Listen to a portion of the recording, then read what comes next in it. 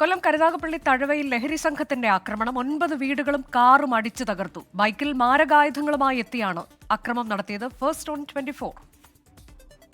ഇന്ത്യയിലെ കുറച്ച് ഈ മയക്കുമരുന്ന് മാഫിയയുമായിട്ട് ബന്ധപ്പെട്ട് കുറച്ച് വിഷയങ്ങൾ പറയുന്നുണ്ട്. നമ്മൾ അതിനെതിരെ ശക്തമായിട്ട് നടപടികൾ എടുക്കുന്നതാണ്. ഇതിനെ ആരൊക്കെയാണെന്ന് ഉടനെ തന്നെ കണ്ടുപിടിക്കും.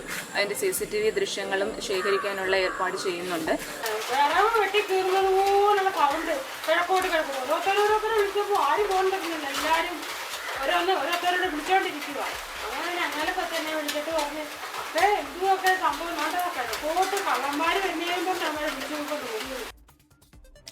അരുൺരാജ് വിശദാംശങ്ങളുമായി. അരുൺരാജ്, ആരാണ് ഈ അക്രമി സംഘത്തിൽ ഉണ്ടായിരുന്നത് എന്നത് പോലീസിന് കണ്ടെത്താൻ കഴിഞ്ഞോ?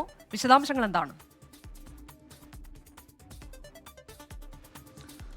അനുജ, ഒരു നാടിനെ മുഴുവൻ മണിക്കൂറുകളോളം ഭീതിയിലാക്കിയ ലഹരി സംഘത്തിന്റെ അഴിഞ്ഞാട്ടമാണ് നടന്നത് എന്നുള്ളതാണ് നമുക്ക് മനസ്സിലാക്കാൻ കഴിയുന്നത്. പക്ഷേ ഈ ലഹരി സംഘം, ഈ അക്രമം നടത്തിയ ഈ സംഘം ആരാണ് എന്ന് കണ്ടെത്താൻ ഇതുവരെ പോലീസിന് കഴിഞ്ഞിട്ടില്ല. കരുനാഗപ്പള്ളി തഴവ ഭാഗത്താണ് ഇത്തരത്തിൽ കഴിഞ്ഞ ദിവസം പുലർച്ചെ അക്രമം ഉണ്ടായത്. ഒരു വീട് നേരെയായിരുന്നു ആദ്യഘട്ടത്തിൽ അക്രമം. ഈ തഴവയിലുള്ള സുനന്ദ എന്ന് പറയുന്ന അശ്വതി ഭവനിൽ സുനന്ദയുടെ വീടിന് നേരെയാണ് ആദ്യ അക്രമം ഉണ്ടായത്. ഇതേ തുടർന്ന് ഈ സംഭവം നടക്കുന്നതുകൊണ്ട് തൊട്ടടുത്ത വീട്ടുകാർ ലൈറ്റ് ഇട്ടതോടെ മറ്റു വീടുകളിലേക്കും അക്രമം വ്യാപിച്ചു.